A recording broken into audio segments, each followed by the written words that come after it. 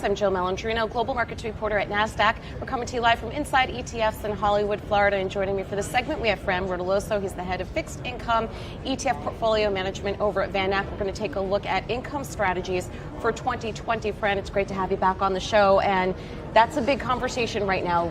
Low interest rate environment, not much relative volatility.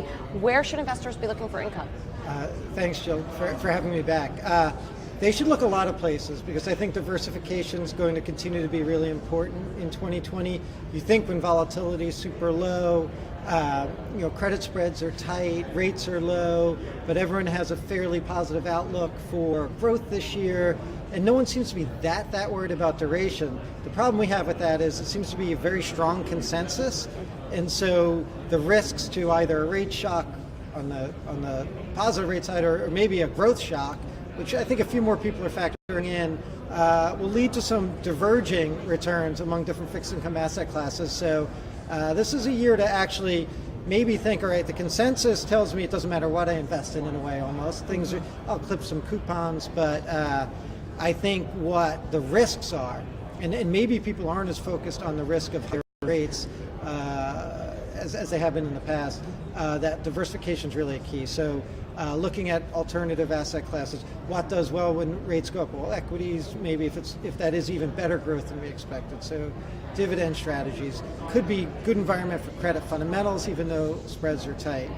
But those are the same asset classes that'll be most risky if rates are going down because of negative growth, a recession scare, something along those lines. So diversification's a big key for this year. What about diversifying through emerging markets debt and getting exposure there? Well, good news for emerging markets investors, in a way, is it didn't outperform last year on the credit side. EM local currencies didn't do well versus the dollar, even though EM local debt overall posted about a 10% return in 2019. We think those are good places, but you're still getting paid more for the risk in emerging markets. On the credit side, particularly corporate credit, you're getting paid in high yield, you're getting paid more than 100 basis points above U.S. high yield for higher credit quality. In local markets, you're getting paid over 5% still. We think a lot of EM currencies could do well in a variety of environments against the dollar this year. And that has been an asset class that has been not had a very high correlation with U.S. yields, even though those are also government bond markets. Are there specific regions that might outperform within EM versus others? Latin America is the cheapest by some fundamental measures, largely because bad news over the last couple of years.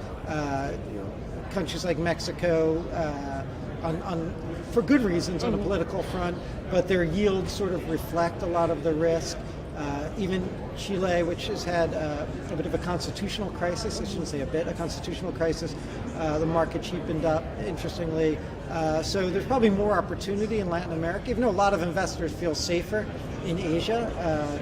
It's more of an investment grade market, but we think Latin America presents some interesting opportunities this year. All right, now what about some other alternative income vehicles? Dividend yielding is one that in 2019 certainly looking for high dividend yielding stocks. Yeah, at VanEck we launched a fund recently that also focuses on high dividends, but also factors in valuations. And rather than looking at what dividends have grown in the past, what companies are likely to increase their dividends or at least maintain them in the future, so sort of a health score.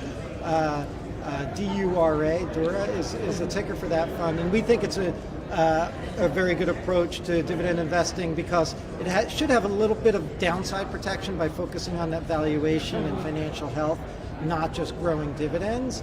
But it's still a great place to diversify your income. You're getting well over 2% in high dividend yielding stocks, and you're getting after today 1.6% on 10-year treasuries right now. Right. For instance. Well, it's interesting that you bring that up because there is a reason why some stocks do pay high dividends or they are high yielding. It's because the performance of the stock isn't doing as well. So there really is a distinction between healthy cash flow, healthy valuations, growing the dividend, and it makes a big difference when you're looking at the high yielding space. Definitely. You don't want to get in that trap of buying the high dividend stocks because the stocks are performing poorly because the businesses are performing poorly. And I think it's a really important consideration.